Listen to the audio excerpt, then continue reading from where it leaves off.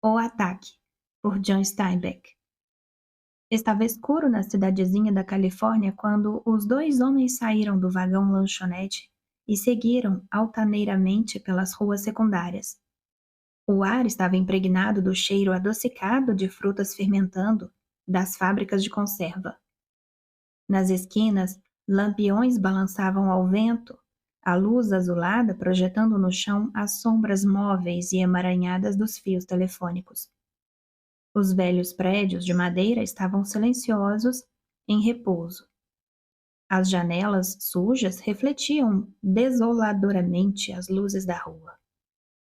Os dois homens eram do mesmo tamanho, mas um bem mais velho do que o outro. Ambos tinham cabelos cortados rentes e usavam calças azuis de Zuarte. O mais velho usava um jaquetão de lã, o mais jovem, uma suéter que subia até o pescoço. Ao avançarem pela rua escura, seus passos ecoavam alto nos velhos prédios de madeira. O homem mais jovem começou a assoviar "Come to me, my melancholic baby". Ele estacou bruscamente. Mas que diabo! Como eu gostaria que essa maldita canção saísse da minha cabeça! O dia inteiro a melodia ficou me atormentando. Além do mais, é uma canção antiga. Seu companheiro virou-se para ele. Você está com medo, Ruth. Vamos, diga a verdade. Você está apavorado, não é? Naquele momento, eles estavam passando por baixo de um dos lampiões da rua. O rosto de Ruth assumiu uma expressão dura. Os olhos ficaram semicerrados. A boca se entortou, amarga. Não, eu não tô com medo, não. Eles saíram do foco da luz do lampião. O rosto de Ruth relaxou novamente. Eu gostaria de conhecer melhor o negócio, Dick. Você já fez tudo isso antes e sabe o que deve esperar. Mas eu vou fazer pela primeira vez. A única maneira de aprender é fazendo, declarou Dick, em tom professoral. Realmente nunca se aprende coisa alguma nos livros. Eles atravessaram os trilhos da ferrovia. Mais adiante havia uma torre escura junto à linha, iluminada por luzes verdes. Como está escuro, comentou Ruth. Será que a lua vai aparecer? É o que geralmente acontece quando está tão escuro assim. Você vai fazer o primeiro discurso, Dick? Não, faça você. Como eu tenho mais experiência, ficarei observando-os enquanto você fala, e assim saberei como ir direto ao ponto quando chegar a minha vez. Sabe o que vai dizer? Claro que sei. Tenho tudo na cabeça, palavra por palavra. Escrevi numa folha de papel e decorei. Já ouvi muita gente contar que na hora em que se levanta não consegue pensar em nada para dizer. Subitamente eles se põem a falar como se fossem outra pessoa, as palavras jorrando facilmente como água de um hidrante. Big Mike Shane disse-me que era assim que acontecia com ele, mas eu não quis correr risco algum e, por isso, escrevi o que pretendo dizer. Um trem apitou lugubremente e um momento depois virou uma curva e seu terrível farol varreu os trilhos. Os carros iluminados passaram ruidosamente. Dick virou-se para observar a passagem do trem.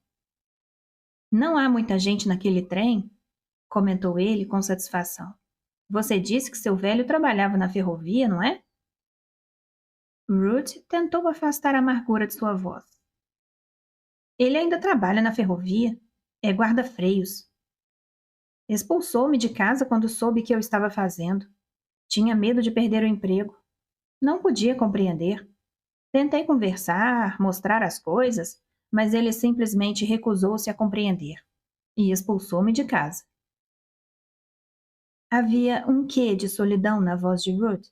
De repente, ele percebeu como fraquejara em sua determinação, como devia estar parecendo saudoso de casa. Esse é o problema deles, acrescentou asperamente, procurando se recuperar. Não conseguem enxergar além dos seus miseráveis empregos.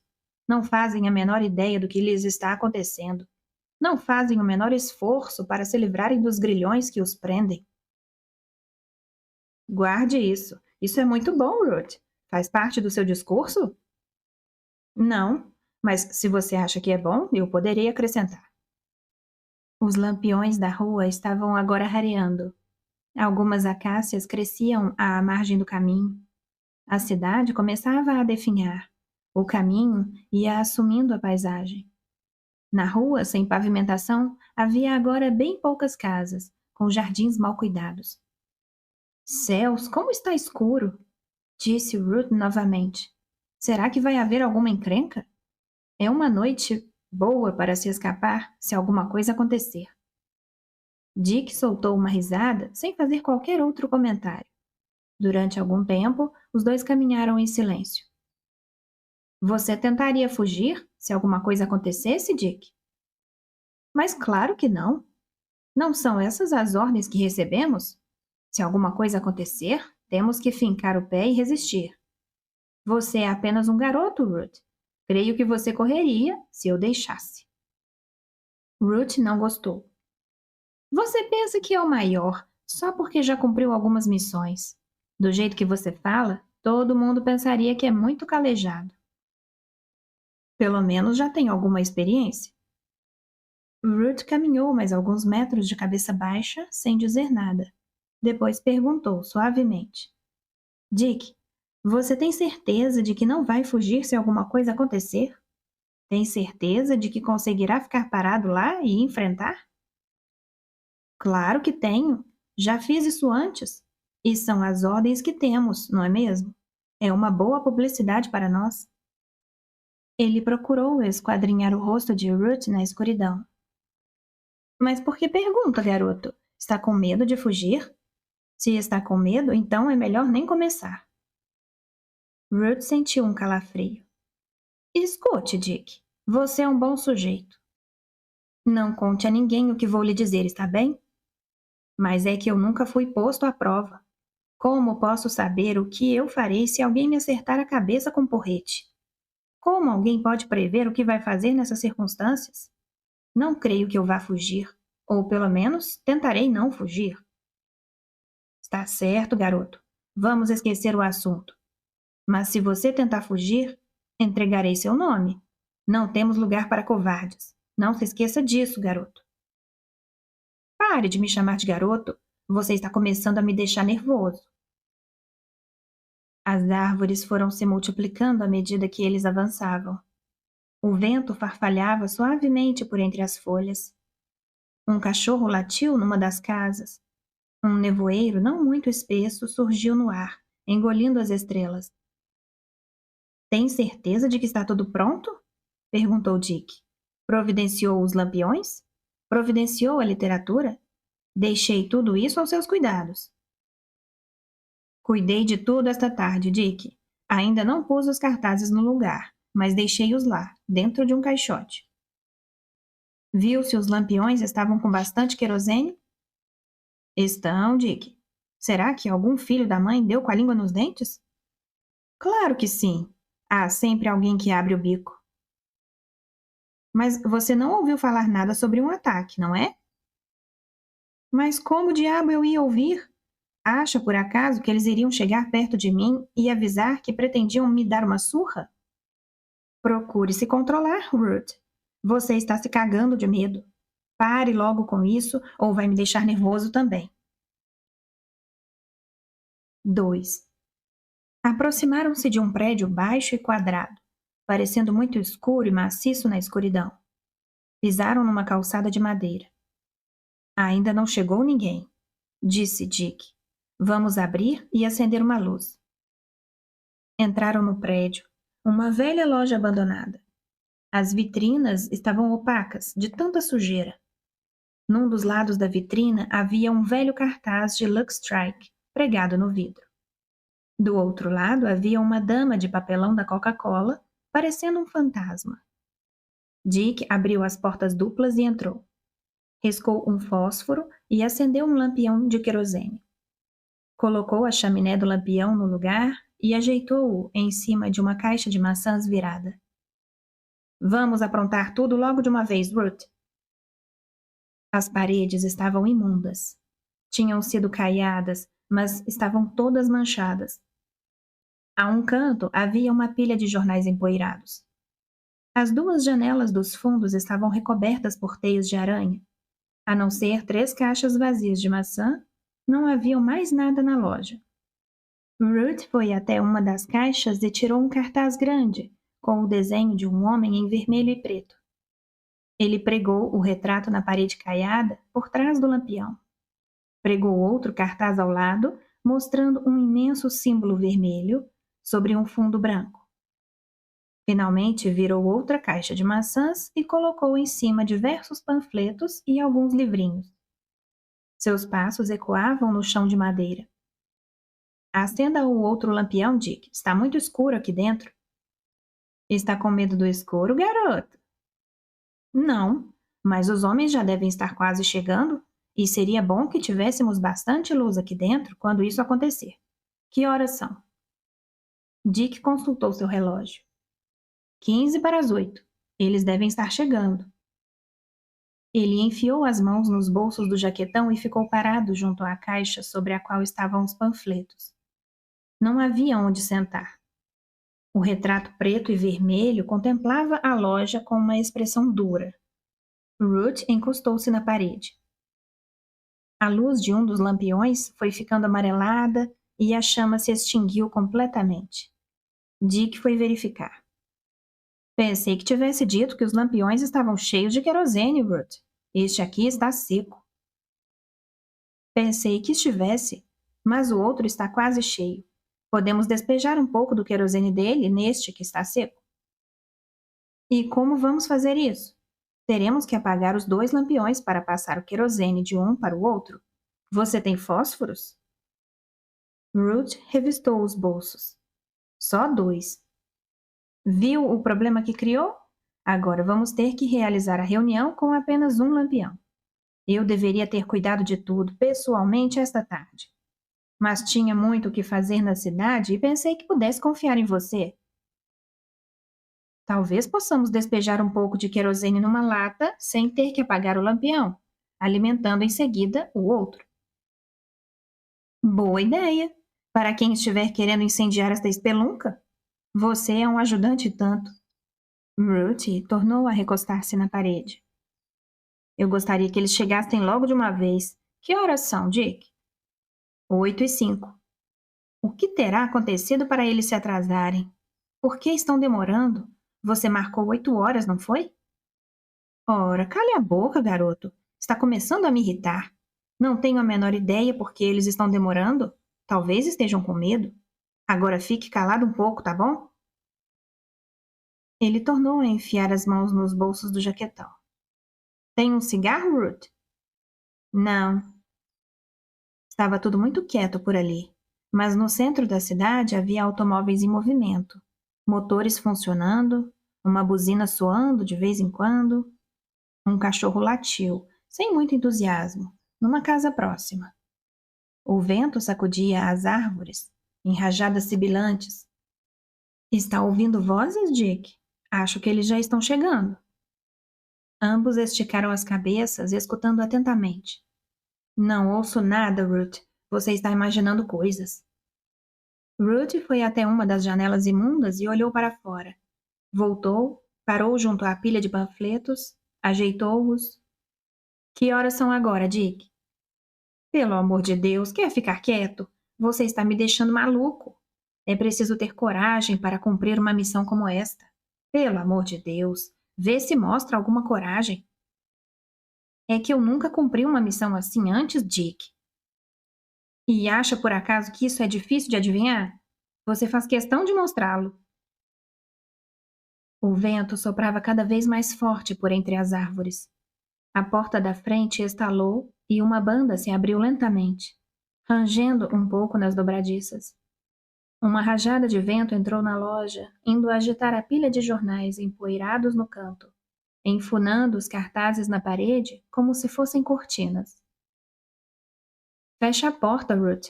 Não deixe a porta aberta. Assim poderemos ouvi-los chegando. Ele olhou para o relógio e murmurou. Já são quase 8:30. Acha mesmo que eles virão? Por quanto tempo teremos que esperar se eles não aparecerem? O homem mais velho olhou pela porta aberta. Não sairemos daqui antes de 9h30, no mínimo. Temos ordens para realizar a reunião de qualquer maneira. Os ruídos noturnos entravam na loja com mais nitidez, pela porta aberta. O vento farfalhava as folhas secas das árvores. O cachorro latia a intervalos espaçados. Na parede, o retrato preto e vermelho parecia ameaçador na semi-escuridão. Uma nova rajada de vento enfunou-o, afastando-o da parede. Dick contemplou-o por um momento e depois disse, serenamente: Escute, garoto, sei que você está com medo, mas sempre que estiver com medo, dê uma olhada nele. Dick indicou o retrato com o polegar e acrescentou: Ele não sentia medo, e lembre-se do que ele realizou. O rapaz contemplou o retrato longamente. Será que ele nunca sentiu medo? Dick censurou-o asperamente. Se ele sentiu, ninguém jamais soube. Tome isso como uma lição e procure não mostrar a todo mundo o que está sentindo. Você é um bom sujeito, Dick. Não sei o que eu farei quando me mandarem sozinho. Você se sairá bem, garoto. Dá para ver que é duro por dentro. O seu problema é que nunca esteve sob fogo cerrado. Ruth olhou subitamente para a porta. Ei, não está ouvindo alguém se aproximar? Pare com isso. Quando eles chegarem aqui, então chegaram aqui e está acabado. Está certo, mas vamos fechar a porta. Está um pouco frio aqui dentro. Ei, escute, tem alguém vindo. Soaram passos apressados na estrada. Deram uma corrida, atravessando a calçada de madeira. Um homem de macacão e boné de pintor entrou na loja. Estava ofegando, quase sem fôlego, e balbuciou. É melhor vocês se mandarem daqui, o mais depressa possível. Há um bando de atacantes já a caminho. Nenhum dos rapazes virá à reunião. Eles iam deixá-los na mão, mas achei que isso não era direito. Vamos logo. Peguem as suas coisas e vamos embora. O bando já está a caminho. O rosto de Ruth estava pálido, muito tenso. Ele olhou nervosamente para Dick. O homem mais velho sentiu um calafrio percorrer-lhe o corpo. Enfiou as mãos nos bolsos, baixou os ombros e murmurou. Obrigado! Obrigado por ter vindo nos avisar. Agora é melhor ir embora. Nós nos arranjaremos. Os outros iam simplesmente deixar que vocês arcassem com tudo sozinhos, disse o homem. Dick assentiu. Eu compreendo. Eles não conseguem enxergar o futuro. Não veem um palmo adiante do nariz. Agora é melhor você ir, antes que seja apanhado também. E vocês não vão fugir? Eu ajudarei a carregar as coisas? Nós vamos ficar, declarou Dick serenamente. Recebemos ordens para ficar, e temos que cumpri-las até o fim. O homem já estava se encaminhando para a porta. Virou-se bruscamente. Querem que eu fique com vocês? Não, obrigado. Você é um bom sujeito, mas não há necessidade de ficar. Talvez noutra ocasião a gente aproveite os seus serviços. Bom, eu fiz o que pude. 3. Dick e Ruth ouviram-no atravessar a calçada de madeira e desaparecer a correr na escuridão. A noite recomeçou com seus ruídos. As folhas mortas roçavam pelo chão, os motores sussurravam ao longe, no centro da cidade. Ruth olhou para Dick. Dava para ver que os punhos dele estavam cerrados, dentro dos bolsos. Os músculos do rosto estavam tensos, mas mesmo assim ele conseguiu sorrir para o companheiro. Os cartazes se afastaram da parede, voltaram a se acomodar em seus lugares. Está com medo, garoto? Ruth preparou-se para negar veementemente, mas depois mudou de ideia. Estou sim. Talvez eu não seja grande coisa nisso. Fique firme, garoto. Fique firme. A voz de Dick era vibrante, e no mesmo tom ele acrescentou. Os homens humildes devem ter um exemplo de firmeza, e as pessoas, em geral, Devem ter um exemplo de injustiça. É isso aí, Ruth.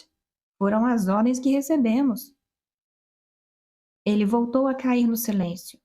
O cachorro começou a latir com mais insistência. Acho que eles estão chegando, Dick. Será que vão nos matar? Não creio. Eles não costumam matar. Mas vão nos espancar, nos chutar, não é? Vão nos bater com porretes na cara e nos quebrar o nariz, não é? Big McShane me disse que quebraram o queixo dele em 3 lugares diferentes. Controle-se, garoto, e não se esqueça de uma coisa. Se alguém o espancar, não é ele que o está fazendo, mas sim o sistema. E não é em você que está batendo. Ele está simplesmente tentando destruir o princípio. É capaz de se lembrar disso? Eu não quero fugir, Dick. Juro por Deus que não quero. Se eu começar a correr, você promete que vai me impedir? Dick aproximou-se dele. Apertou-lhe o ombro. Você se sairá bem. Sei quando um cara tem forças para aguentar firme. Não é melhor escondermos a literatura a fim de que eles não queimem tudo? Não. Alguém pode guardar um livro no bolso para ler depois. Se isso acontecer, estaremos ganhando alguma coisa. Vamos deixar os livros aí mesmo. E agora fique calado. Falar só serve para piorar a situação. O cachorro voltara aos seus latidos indiferentes e espaçados. Uma rajada de vento jogou um punhado de folhas mortas na porta. O cartaz com o retrato soltou-se numa ponta. Ruth foi até lá e novamente pregou-o na parede. Em algum ponto da cidade, um automóvel freou bruscamente, os pneus guinchando. Está ouvindo alguma coisa, Dick? Ainda não está ouvindo eles chegarem? Não? Escute, Dick. Big Mike ficou estendido no chão durante 2 dias, com o queixo quebrado, antes que aparecesse alguém para socorrê-lo. O homem mais velho virou-se para ele, tirou um dos punhos fechados do bolso do jaquetão, olhou para o rapaz com os olhos semicerrados. Depois aproximou-se dele novamente e passou o braço pelos seus ombros. Preste atenção ao que eu vou lhe dizer, garoto. Eu não sei muitas coisas, mas já passei por isso antes. Por isso é que posso lhe falar com conhecimento de causa. Você vai descobrir que, no momento em que acontecer, não doerá nem um pouco. Não sei porquê, mas o fato é que não dói. Mesmo que eles o matem, não vai doer. Ele baixou o braço e foi até a porta. Olhou nas 2 direções, escutando atentamente antes de voltar. Ouviu alguma coisa? Não, absolutamente nada. O quê? Por que será que eles estão demorando tanto? Como é que eu vou saber? Ruth engoliu em seco. Talvez eles não venham. Talvez aquele sujeito tenha nos pregado uma mentira. Fosse apenas uma brincadeira. Talvez. E... E vamos ter que ficar esperando aqui a noite toda para levarmos uma surra? Dick arremendou-o. Vamos sim. Vamos ter que ficar esperando aqui a noite toda para levarmos uma surra. O vento soprou uma rajada violenta por entre as árvores e depois parou completamente. O cachorro cessou os latidos. Um trem gemeu à distância e passou estrepitosamente, deixando a noite ainda mais silenciosa do que antes. Numa casa próxima soou um despertador. Dick disse: Alguém por aqui começa a trabalhar bem cedo. Deve ser um vigia noturno. A voz dele parecia alta demais na quietude da noite. A porta da frente se fechou lentamente, rangendo. Que horas são agora, Dick? 9h15. Oh, Deus, só isso? Eu pensei que já era quase de manhã. Você não gostaria que eles aparecessem logo de uma vez e acabassem com isso, Dick? Escute, Dick. Acho que ouvi vozes. Ambos se inclinaram para a frente, escutando. Está ouvindo vozes, Dick? Creio que sim, como se eles estivessem falando em voz baixa. O cachorro latiu novamente, desta vez com ferocidade. Agora já dava para se ouvir um murmúrio de vozes ao longe. Dick, olhe, acho que vi alguém na janela dos fundos. O homem mais velho riu nervosamente. É para a gente poder não escapar. Eles cercaram inteiramente a loja. Aguente firme, garoto. Eles já vão entrar. Lembre-se do que eu lhe falei. A culpa não é deles, mas do sistema. Houve um tropel de passos precipitados. A porta se abriu violentamente e a turba entrou. Homens usando roupas ordinárias, chapéus pretos na cabeças, nas mãos carregavam porretes e varas. Dick e Ruth ficaram parados onde estavam, impertigados, os queixos levantados, os olhos quase fechados. Uma vez lá dentro, os atacantes ficaram inquietos, sem saberem o que fazer. Postaram-se num semicírculo em torno dos dois homens, carrancudos, esperando que alguém tomasse a iniciativa. O jovem Ruth olhou de esguela para Dick e viu que o outro fitava-o friamente, criticamente, como se estivesse avaliando o seu comportamento. Ruth enfiou as mãos trêmulas nos bolsos e forçou-se a dar um passo para frente. A voz estava estridente de tanto medo que sentia quando gritou: Camaradas, vocês são homens iguais a nós. Somos todos irmãos. Um porrete zumbiu no ar e acertou-o no lado da cabeça, com um baque surdo. Ruth caiu de joelhos, firmou-se nas mãos. Os homens continuaram imóveis, com um olhar feroz. Ruth ergueu-se lentamente. Da orelha rachada escorria um filete de sangue que descia pelo pescoço. O lado do rosto estava arroxeado. Ele ficou erecto novamente. A respiração estava ofegante, mas as mãos agora não mais tremiam. A voz era firme, confiante. Os olhos ardiam num êxtase irresistível. Será que vocês não entendem? É tudo por vocês. Estamos fazendo tudo isso por vocês. Tudo isso. Entendem? Vocês não sabem o que estão fazendo. Matem os ratos vermelhos! Alguém soltou uma risada histérica, e a onda humana se abateu sobre os dois.